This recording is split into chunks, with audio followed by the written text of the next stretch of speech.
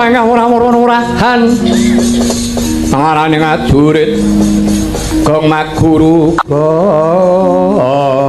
gongso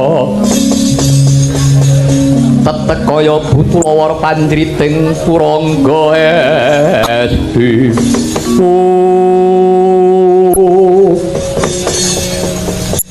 Yayi Prabu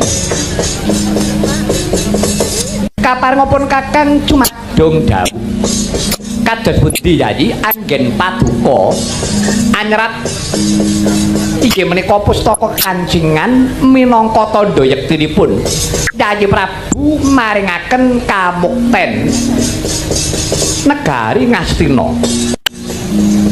enggal-enggal nawala kancingan kula suwun Yayi nawala menapa nawala kancingan sing pripun ingkang matelaken Yayi Prabu maringaken bumi Ngastina sing sajarep ajeng maring niku sinten lho lah kala wau Yayi Prabu rak paring dawuh menawi Yayi Prabu lumebet bali pustaka badhe nyerat maringaken nawala kekancingan dumateng kula Pares kures bloko suta saniki mang mirengke atur kula negari Ngastina badhe kula kuwi ngantos tetesing getih kula ingkang pungkasan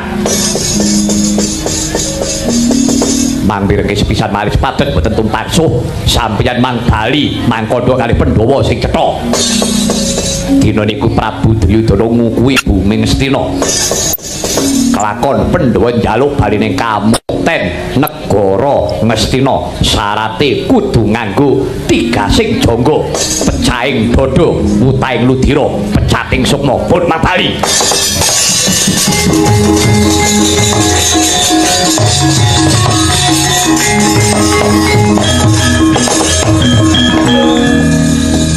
ladalah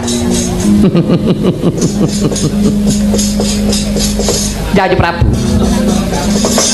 ginanipun tembung sabda Brahmana Raja menika menapa Yayi sabda-sabdaning pandhita pangendikaning ratu ora kena wola-wali nek iya yen ora nyuwun pangapunten yen ratune iki mengko mencra-mencre kawulane ya melu mencra-mencre Yayi paduka menika tembung sekecap laku setindak ditiru karo para kawula pun Kakang namung sadremi ngengetaken lho Yayi sampun ngantos gerah ing penggalih menawi para kawula menika wantun kanjen pangwaos iki sebab pangandikanipun boten saged netesi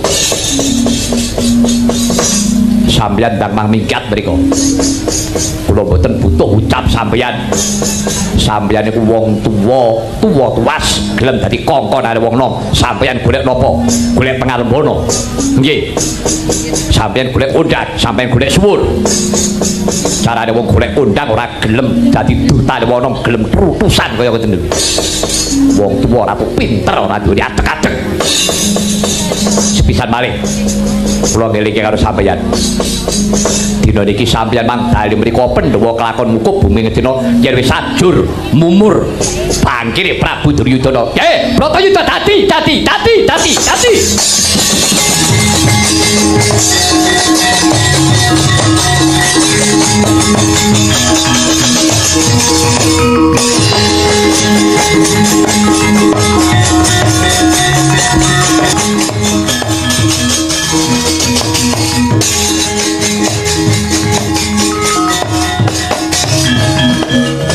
kineksen jagat saisine geter pater ing akasa maluduk anggek keterik para Jawata sekawan sing Hyang Bathara Narada Kanwa Janaka mewah Sang Rama Parasu midhanget prastyanira Prabu Duryudana ngukuhi bumi Ngastina sami sakala anyengkaken dumadining Baratayuda Jaya Binangun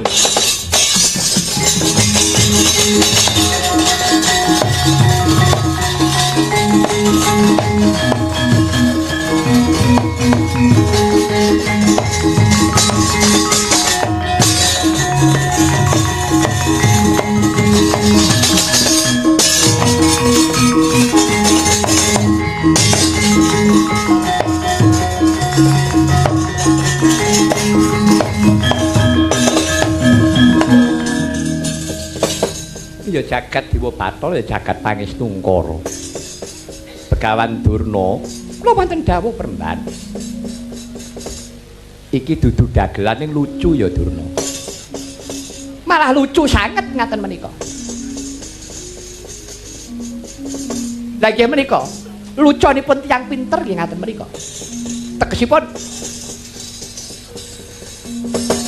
kok wantun-wantunipun nggih menika nguncati weca ingkang sampun kawedhar menika kala wau. Lah nggih menika lho Premban, menika badhe dados dadakaning pasulayan, dadakaning dawuru sisip semberipun. Menika ingkang boten ngertos kenthang kimpulipun menika mangke kesempyok ing aradan. Putu Prabu Kresna. Nggih, kebak ing pengati-ati lho nggih. Inggih lho nggih anak Prabu kula aturi ingkang atos-atos. Menika swasana saya panas, saya benter, saya sumuk lho nggih.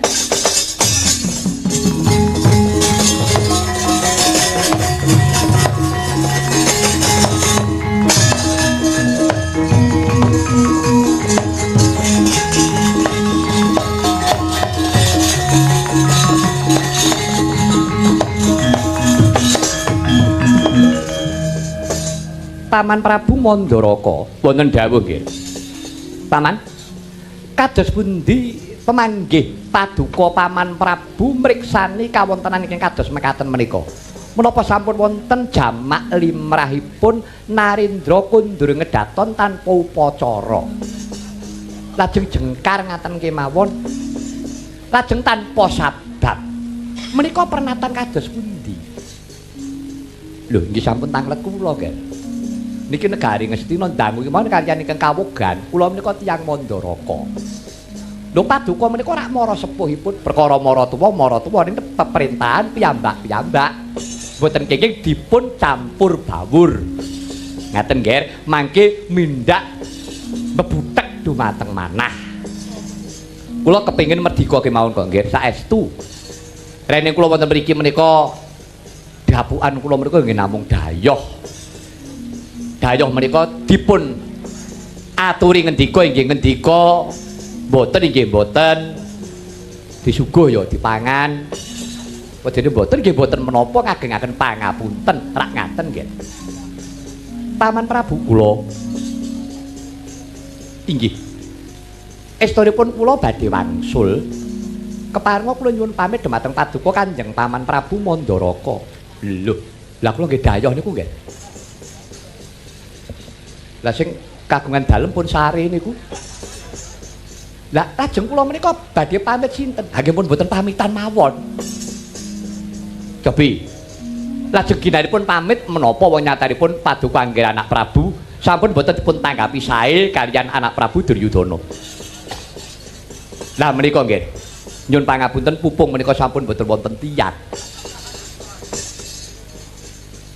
Anak Prabu Duryudana sampun jengkar, bapa Premban ing Takanda sampun jengkar, Premban Begawan Dura nggih sampun jengkar. Nggih, sakniki rembugan tuwa alun-alunan mawon nggih. Menapa paman? Nika sadene napa nggih? Panjenengan ki lho kaya.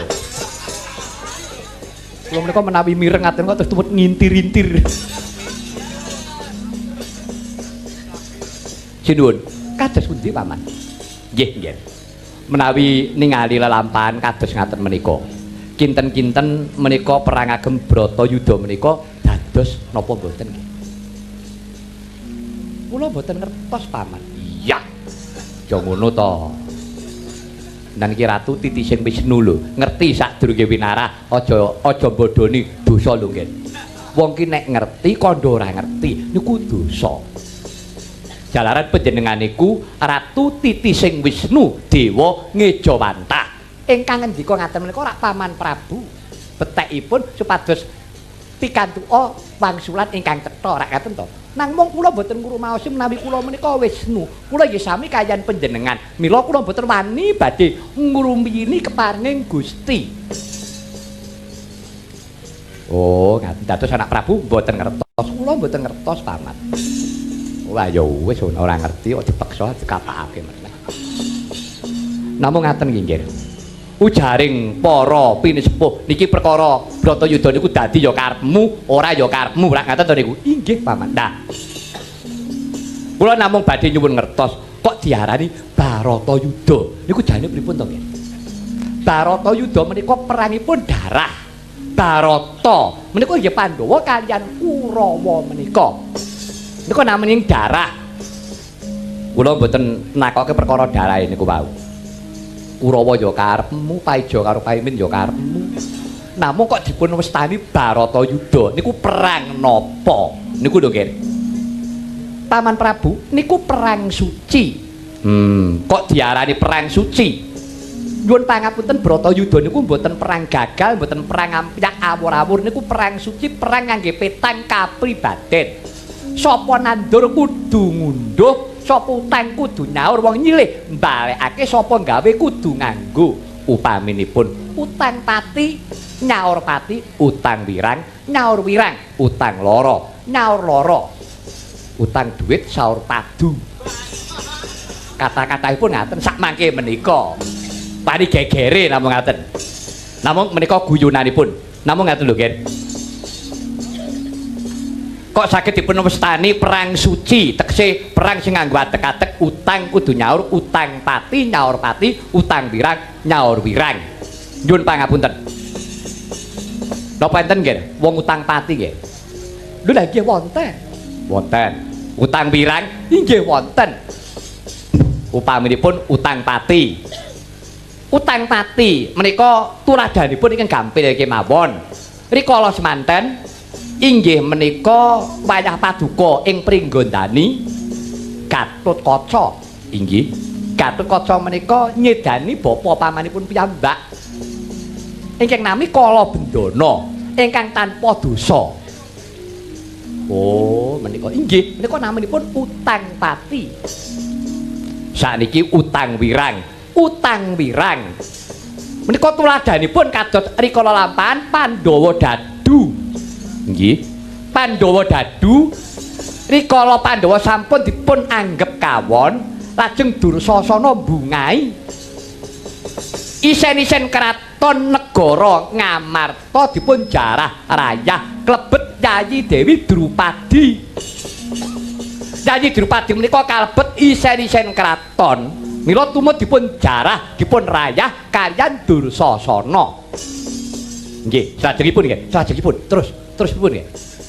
Lah, salajengipun ngaten rikala semanten wonten pasamuan ngantos dipun jambak rikmanipun udar. Ngantos dipun udari kasemekanipun boten telas-telas. Ngantos Dursasana jeleh jengkel piyambak. Kawedal inggih menika prastiyanipun Yayi Dewi Drupadi. Ora pati-pati ukel tegesipun boten badhe gelungan. Ora pati-pati siram jamas tegese ora bakal adus kramas yen to ora siram jamas getihe Dursasana. Oh, ngaten. Inggih. Niku klebu utang wirang. Inggih. Lah nyauripun nggih menika benjang Bratayuda. Ah nek ngono kudu dadi. Iya no. Aku kudu dadi nek apa? Nek mboten dadi, tegese wong sejagat niku duwe utang kabeh, utang wirang, nyaur wirang, utang pati, nyaur pati. Nek ngono Bratayuda kudu dadi. Iya no. Ayo arep mubeng-mubeng nyandi. Wong tuwa e. Lah keblegong awakku. Lah nggih. Lah dados cetanipun nggih. Cetanipun. Nyuwun pangapunten paman. Ing jagat menika wonten paugeran hukum. Hukum menika rak wonten sekawan. Inggih. Nah, menika ingkang kula dereng ngertos. Terus pundi nggih? Hukum menika wonten sekawan setunggal. Inggih menika hukum alam, hukum adat, hukum negari, hukum karma. Nggih. Salajengipun menawi ingkang tiga ingkang kula sebataken ngajeng saged dipun wiradati. Hukum alam, hukum adat, hukum negari menika saged dipun wiradati, saged dipun seringati. Namung menawi hukum karma boten saged. Contonipun dijlentrehke sisan ben cetha nggih. Najan kula niku wong tuwa idep-idep kebo nusuranta. Nusu gudel lho nangke ranta gudel. Tuladanipun ukum alam. Ukum alam menika saged dipun seringati tuladanipun panasing srengenge. Panasing srengenge menika ngemudaya panas menika ukuming alam. Namung ukuming alam kalapa saged dipun wiradati. Serananipun supaya ora kepanasan payungan, srandalan, capingan menika sampun boten kraos panas. Oh nggih, nggih leres. Lajeng hukum adat. Hukum adat inggih mekaten. Desa mawa cara negara mawa tata, Paman.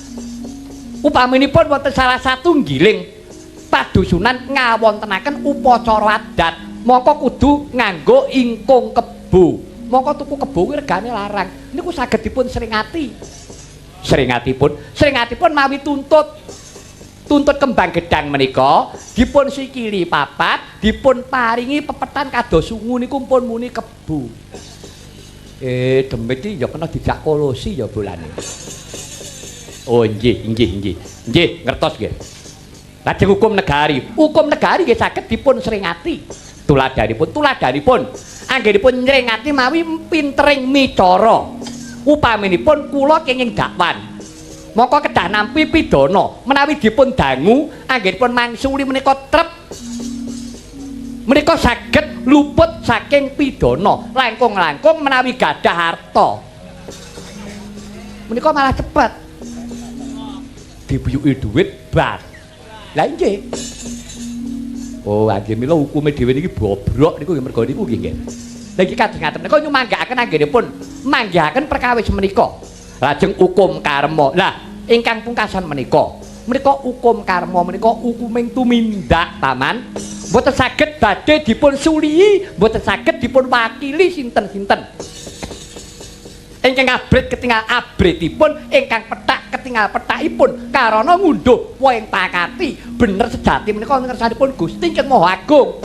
Yen pancen tanduramu becik, kowe ya bakal ngunduh becik. Yen tanduramu ala, ya bakal ngunduh ala. Menika mboten saged badhe dipun tutup-tutupi, mboten saged badhe dipun wakili lan dipun sulihi.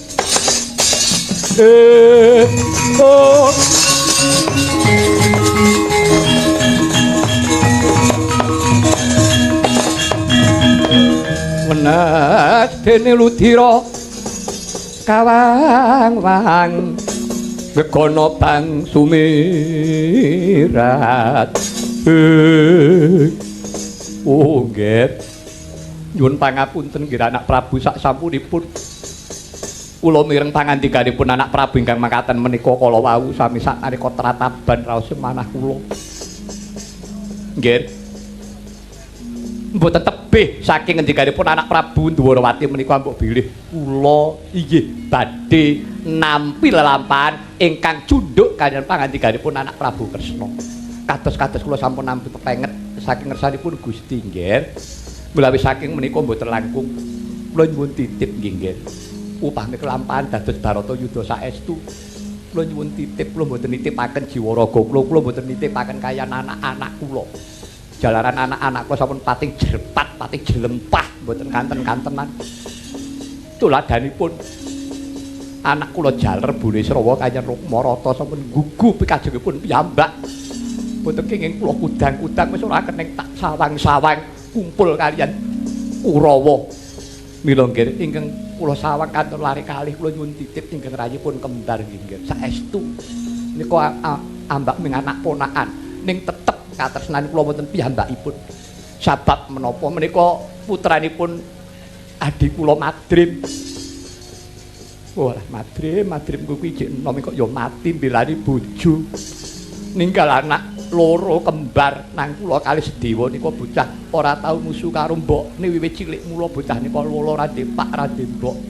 Kula nyuwun titip nggih. Ampun ngantos lari kalih menika dipun singgol kaliyan para jajilanat. Ampun ngantos dipun gepok singgol kalih para asu-asu nika.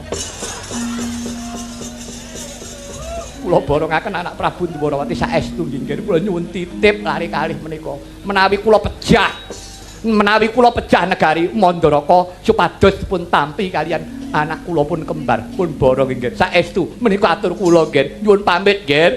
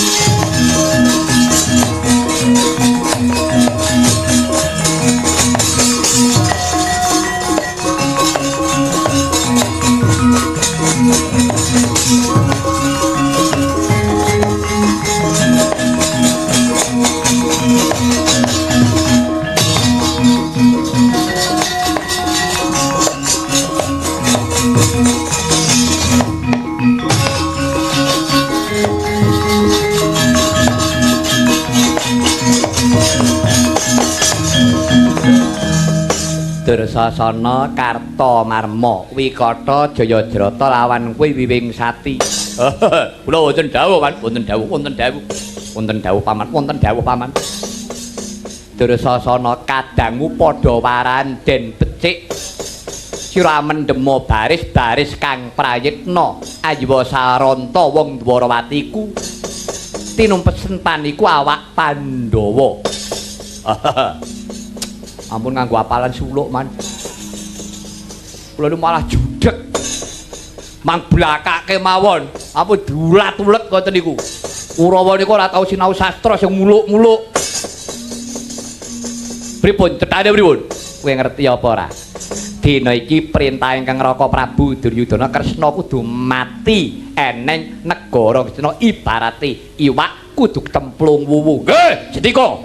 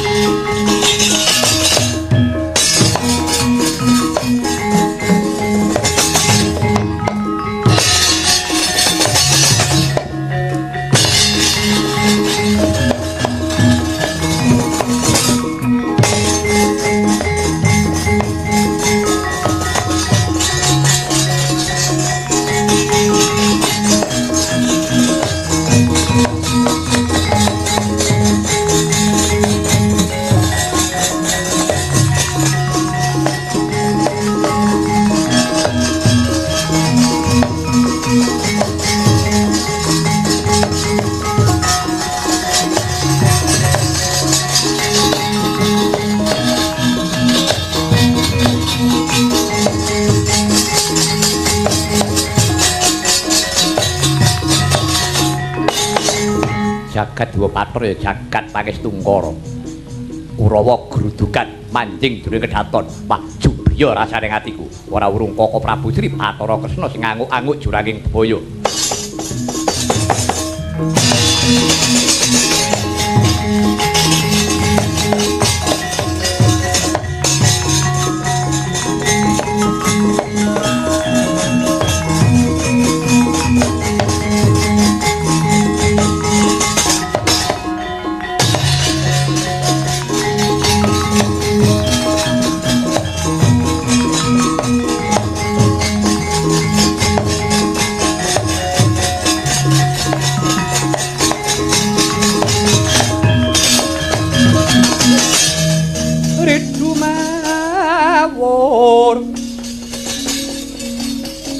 Mangawor-awor murahan pengarane ngajurit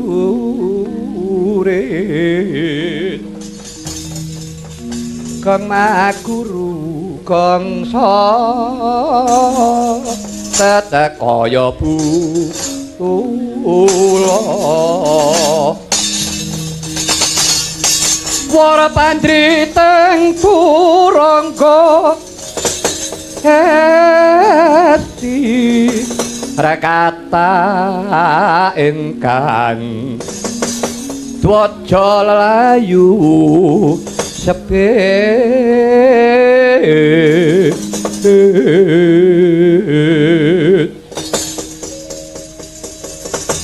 Yaki ngalang-alangi akuku. Yo, iki kaya Wikata. Yo. Kowe wani ngalang-alangi akuku rumangsa iki ning negara ngendi? Iki ning negara Cina iki ndang-ndangkaku dhewe nggon-nggonku dhewe. Kowe wani ngalang-alangi apa ning nggone mbahmu iki? Yo, ngene kakek moyangmu. Minggir. Wikata. Nggih.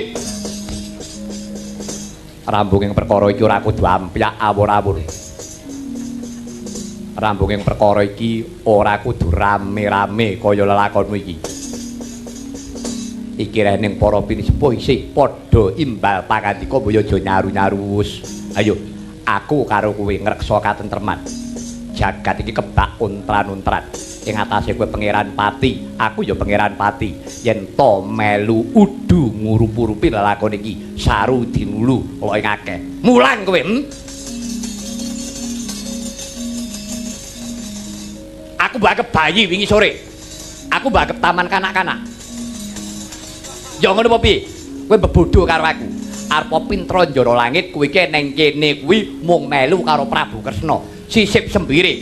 Kresna bakal iwak ketemplung wuwu karek ngenteni matine klebu kowe barang iki mengko.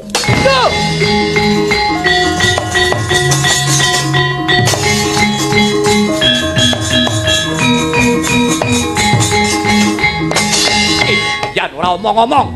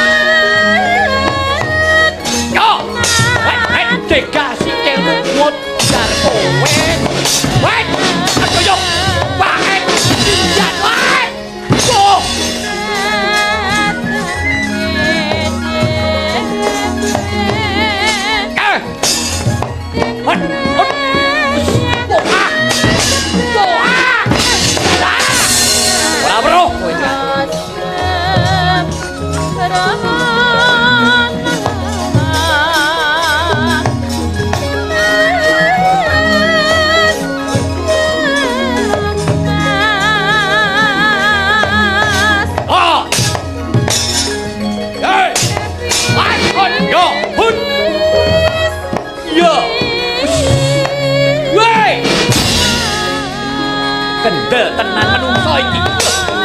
Hei. Oh, antar. Kene loro cekake.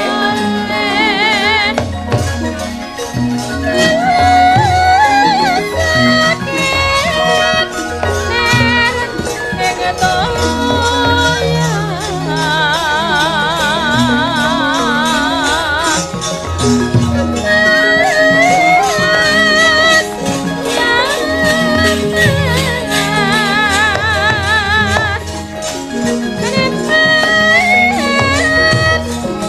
aja takon dosa ah. Hai.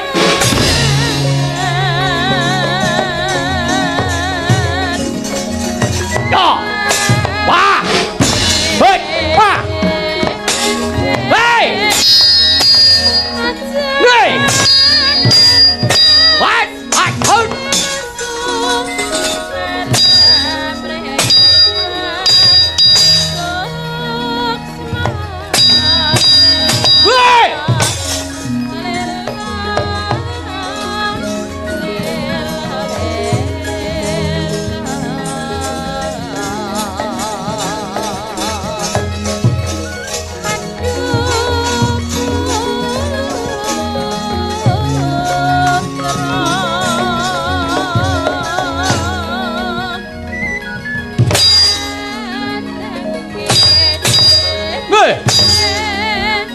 Awas! Hut! Hut! Awas! Hei! Hei! Alah, kok nak nyetrum aku kini? Macem-macem. Ya! Ya! Awas! Hei! Bocah ora ngrasake galo lor kono gelangan. Kobong kalau mereka mbok dolanan ngono kuwi parah.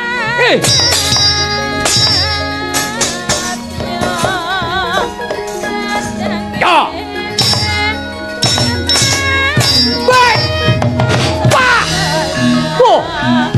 Wah. Ya. Ah.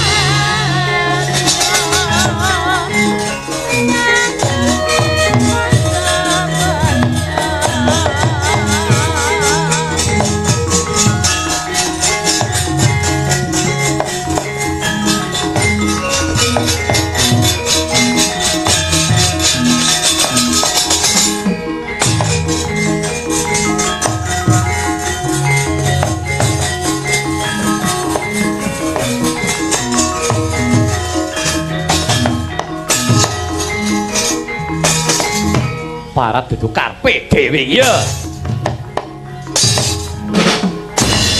Loh.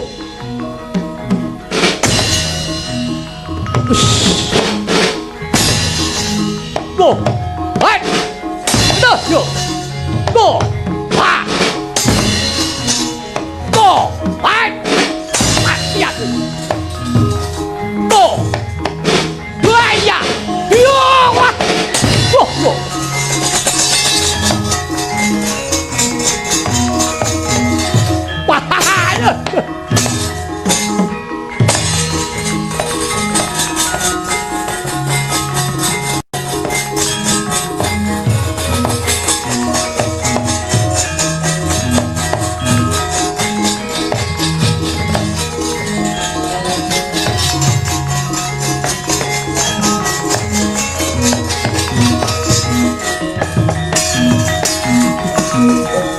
Yalah kejuran. Kurawa iki jagak-jagake mbutuh. Sida remuk ora karu-karuan. Cah Kurawa apike nek jak jajan kuwi. Nek jajane kruyuk. Bareng nandangi gawean. Lho karo menungso siji terus Setyaki lho. Lho ngono kok kecipuan. Wah, wis iki mung ora tak golekke dalan bocah-bocah ora iso mlebu nang kraton kae.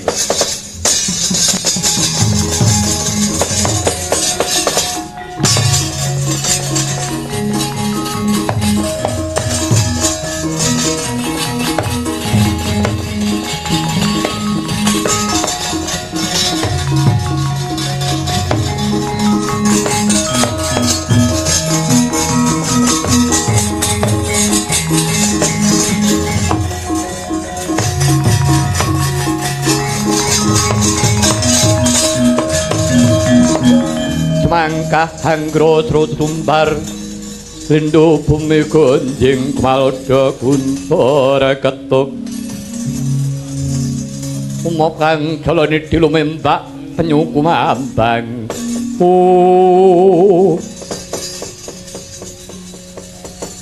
Bure Srawa kula wonten dawuh man Kowe ngerti gawating lelakon negara Ngastina dina iki? Nggih, ngertos.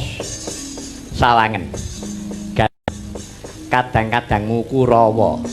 Kurawa kuwi ing atase dicegati Setyaki wae mesa kecipuan. Mula ngger Burisrawa dina iki mangsa Bandhawa piye reka dayamu supaya Setyaki iki kebidung Kurawa liyane ben bisa mlebu kraton, bisa ngroyok Prabu Kresna. Keparingipun Setyaki supaya dibebaluh aja nganti ngribet-ngribeti. Nggih, pun mangmen mawon. Mek klopenane panjenengan wong bungkik, kakek wong kunting, tangting niku mboten kula sing nyembadani, mboten rampung niku pun. Mang pikir.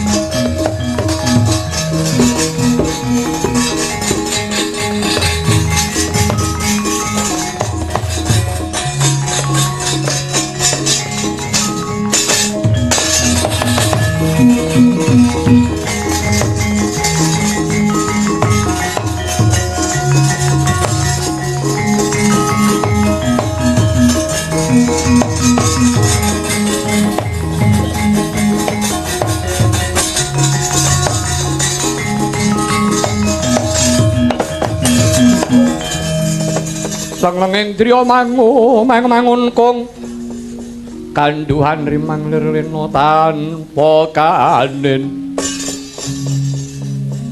yen tan turu samengku sang yah utama jagi Kakang Burisrawa yo aja ngendon-ngendoni karep ngesatake kringet ngentekake daya kekuatan batane barisan Kurawa usik to perang ya perang ning nganggo ngaso leren aku ngerti yen kowe kuwi senopati Ngaloga kowe iki senopatine Kakang Kresna aku mudeng ning kowe mau rak kandha aku krungu dhewe apa rampunge perkara kudu ampiak awur-awur apa kudu perang rak ngono to mau ya pancen bener gini yo kowe dadak melu perang lho leren yo karep marep apa kowe baliya ngono kowe baliya kowe tak eman nek kowe ora gelem bali ayo dolan nang nggonku tak suguh tenan kuwi yo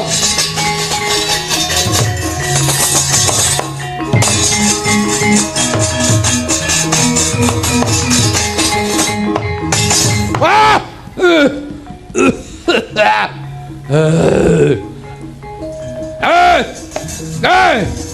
Setyaki wah aduh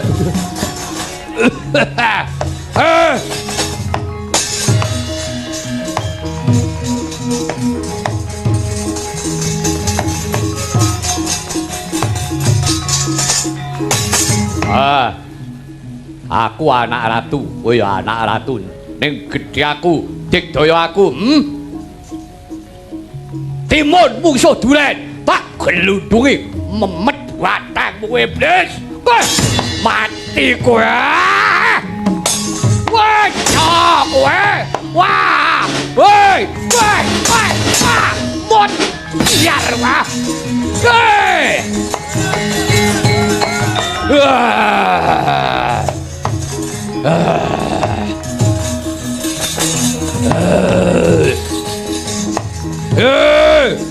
Aku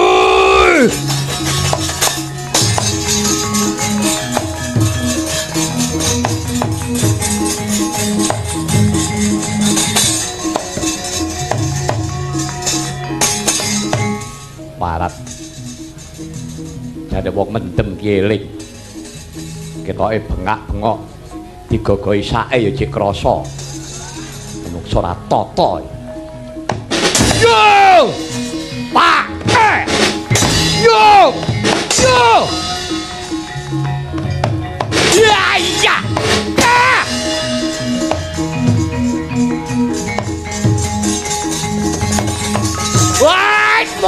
biar kowe.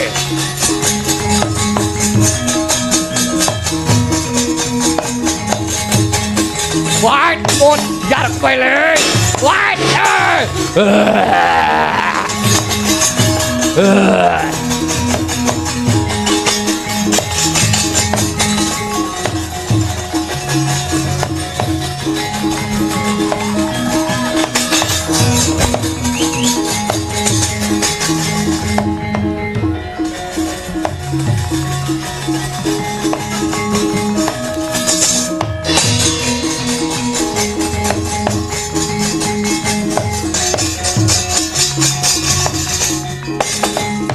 Parat pancen aku dibidung karo Bresrawa. Ya. Arek aku weruh slagamu kang kaya mengkono ngisi-isi ning atase anak ratu. Polahamu kaya mengkono. Muga-muga sineksek jagat sae sini. Besok upamane dumadi Barata Yudha Jaya Binangun, aja liya tandingmu kecobaku. Tandingmu Setyaki Bresrawa. Entenono aja dina iki ora sudi aku tanding karo wong mendem, tanding karo mutah-mutah jijiki.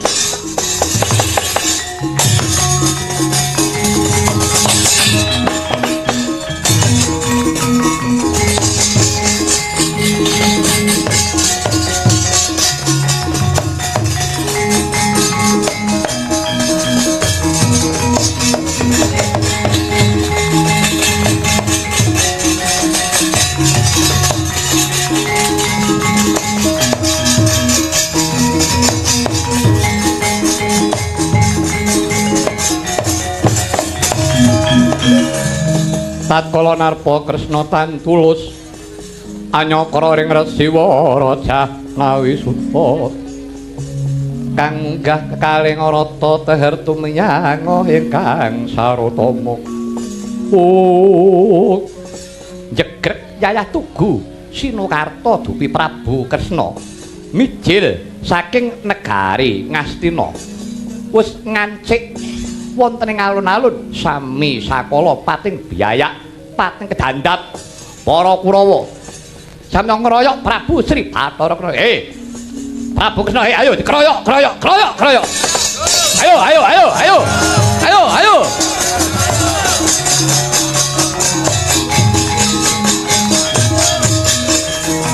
wah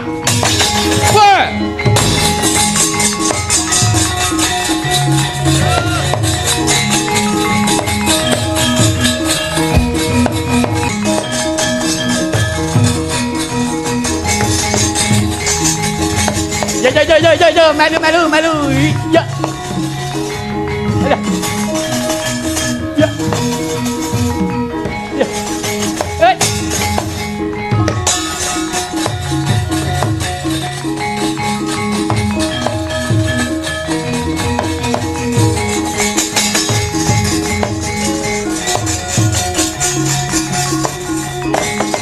Kocap kacarita kaya ta mangkono wong agung Dwarawati. Narika semana sigra kinarubut para kadang sata Kurawa. Parandene narika semana Sang Prabu Sri Bathara Kresna sakecap kewa dhateng kawiyos pangandikane. Amung narika semana kumawe astane Prabu Kresna. Anyampe pusaka Kyai Kesawa. Ilang wujuding Prabu Kresna jlek dadi Brahala segunung gedene.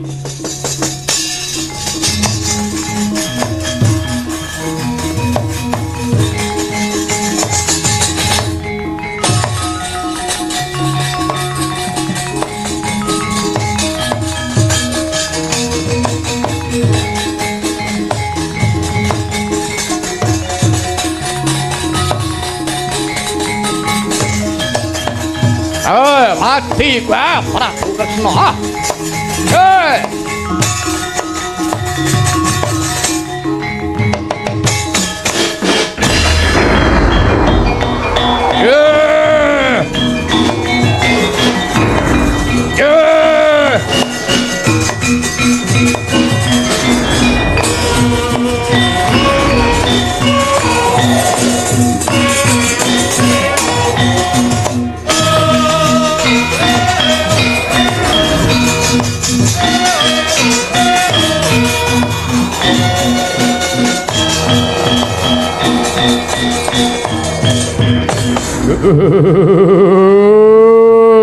Latala. Ayo Kurawa ulatno aku. Kaki sawangen aku Kurawa ayo yen perlu kabeh dong ngrubuta aku wah latala. Weh lah sikile Prabu Kresna nek abuh. Wah nganti kaya wit pucang gedene. Walalala ya apa iki rek? Duh, jalan kok kaya mengkene iki. Mas Dur. Apa? Kula nedhi dalane, Mas. Ati adem medal. Ngopo? Krasa nguyuh. Wis. Duh, jan kebelet e. Ladala. Yo. Prayitna ing ati-ati tak kirikake maut. Wah. Yeah.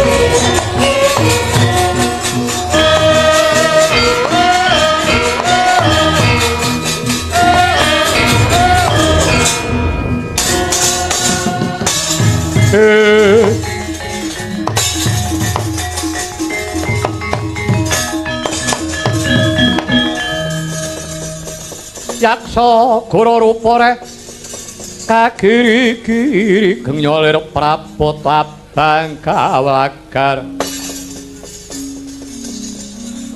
manguwuh ing mungsuh haminta lawan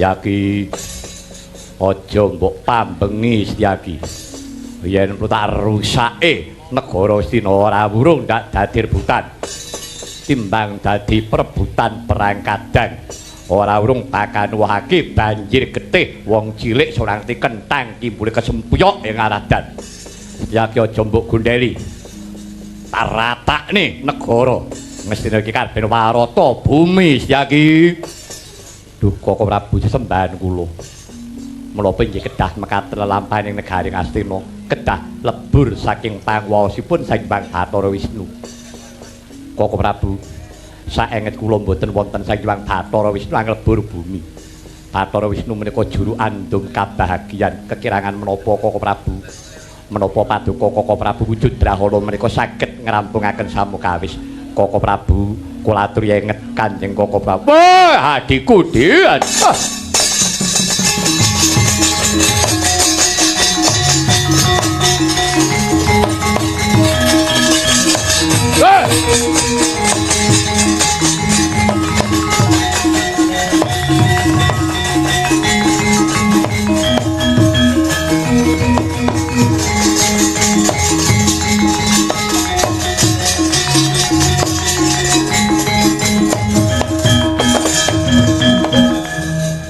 Yaki wonten dawuh Koko Prabu bareng Siadi matur kaya mengkono sak nalika lilih tiyasengipun Kakang ing mangka sekawit kaya bakal ratak-ratakno negara mestine karben warata bumi ben aja dadi peperangan ing antarané Trah Sang Wiyasa nanging Yayi bareng aturmu kang mangkono mau ngepok karo rasaku lan manahe yen to nganti negara Ngastina iki tak lebur teksipun Kakang iki malah ngowahi kodrating dewa maka papestene kudu mengkono jagat kuwi bakal antuk ketentreman kudu ana sing dikorbanake Jer Basuki mawa biya kelakone Panjangka kudu mawa pitukon sing abot kuwi pancen bener Yaki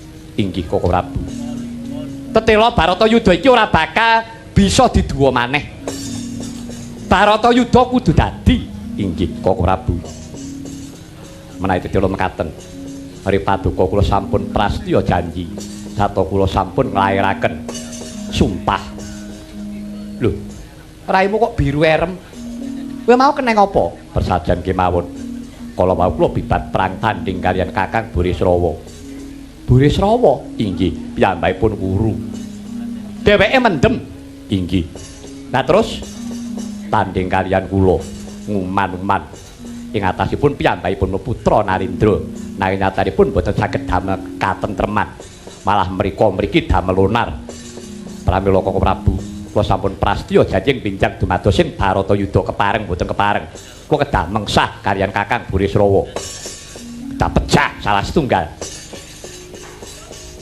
yo Setyaki pun Kakang mung derma nekseni apa kang sira ucapake nanging Setyaki wong ucap kuwi mau kudu lati pakarti makarti kudu nyawiji tegese ucape batine tandange kudu padha lho Setyaki kuwi abot nek iya nek ora ya ora ngerti sing tak karepake inggih ngertos Koko Prabu yo mbok menawa dina iki tekate Prabu Duryudana mung ngugemi nggondheli lawan Bumi Ngastina lho nggih mung iki mau sakjroning pun Kakang rawuh menyang negara Ngastina kok pun Kakang ora nemokake ingkang Raka Ngawangga Prabu Karna ki nyandi ya Setyaki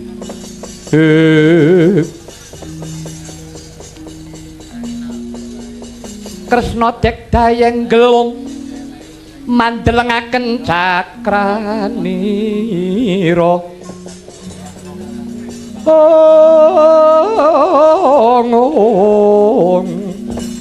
kumiteraning asta pindha sileming Jwangrawi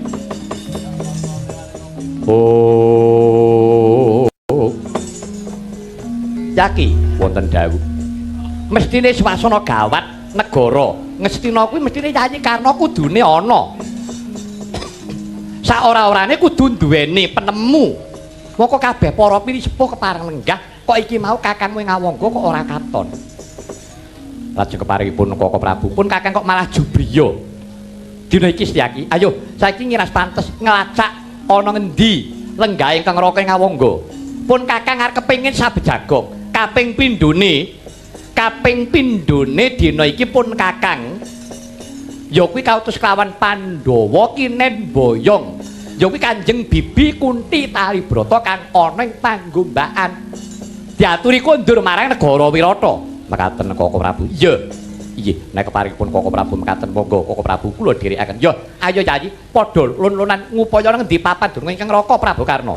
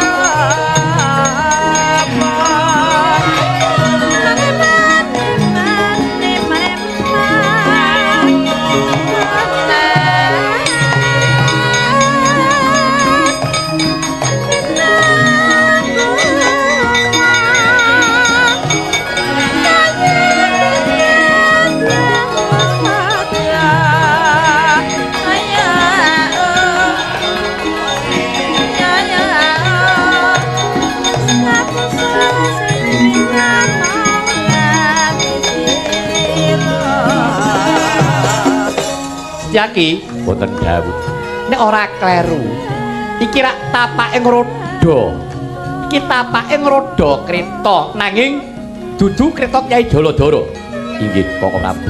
Yen ora kleru, iki tapake ngroda Kyai Jati Sura titihane Yayi Karna. Keparingipun Kanjeng Koko Prabu. Yaki, ayo dene iki enggal-enggal. Nitih rata Kyai Jaladara.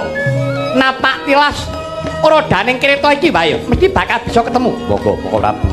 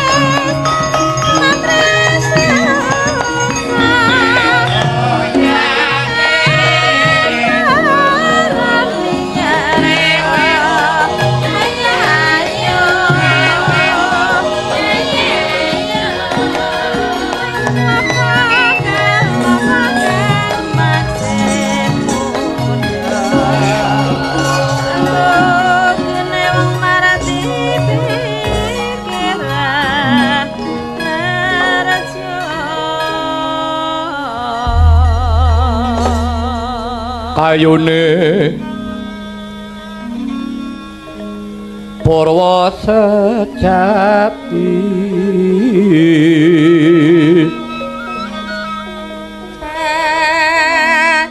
nyirat jagat kadang kinarya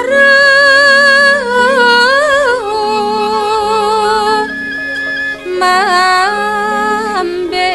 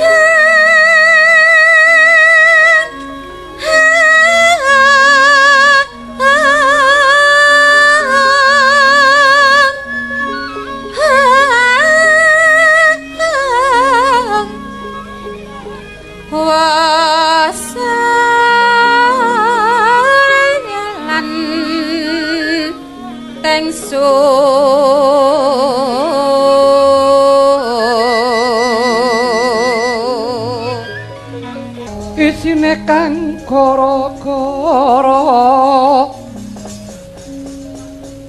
bumi langit gonjang ganjeng Reka bakang pratala lindu ping 7 sahari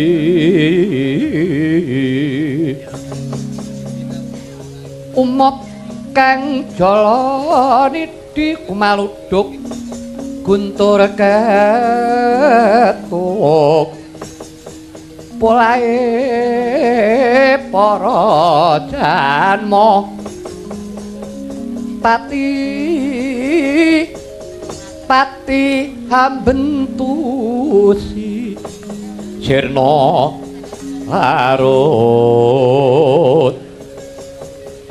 katempuh kang pon Tawara gara-gara jagating pakliran minangka pratandha pakurmatan mijilira sang jrepat para punakawan catur ing samyanggung geguyoning madyaning marga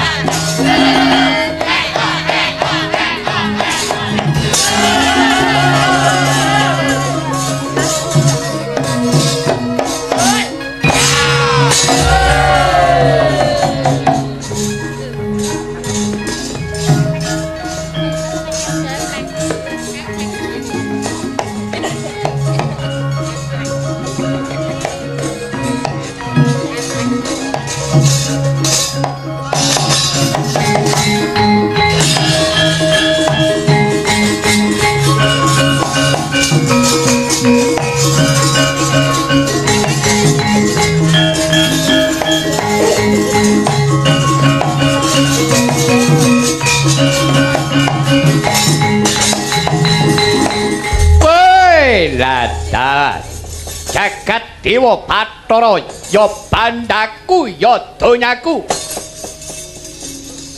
Petruk ki edan iki. Ora apa-apa kok ya bandaku ya donyaku. Kowe iki ngapa ta, Truk? Bareng aku nang bandir Gantara. Kekiter ana ing akasa aku nyawang ana jroning alas. Alas Kamiyaka. Iki kok dadi ana satriya bagus. Ngaku bocah bagus. Sapa kang dadi jenengmu? Ora aku ki mbok dapuk sapa nah Gusti, Gusti. Digenake sik ngono lho. Iki nek kae metik lakon Ramayana. Lakone Sinta ilang. Oh. Aku kowe dadi Rama Wijaya. Lah rak ngono dadi genah ngono lho. Menawa sira tanya kelawan panjenengan ingsun satriya Ayodya pala kekasihku Raden Rama Wijaya ya Rama Badra. Ya Sang Ragu Utama kowe sapa? Nata Ngalengkadiraja. Prabu Dasamuka ya lah Wanaraja. Rama Wijaya ana apa ora wana? Putri mburimu kuwi sapa? Endi? Mburi kuwi. Sinta. Kowe kuwi kok, Kowe blok. Yayi Sinta. Piye ra Gusti? Nyun ngapura. Kowe iki Sinta ya, goblok. Sinta lanang apa wedok? Wedok. Mah ndak meteng. Iki ora tenan ngono. Oh, Sinta kuwi wedok. Heeh, Tikta. Ah jenenge ora apa-apa. Setyabama ya wedok. Oh. Sinta ki omongane piye? Sinta ki omongane alus, ringik-ringik. Anu, sorry.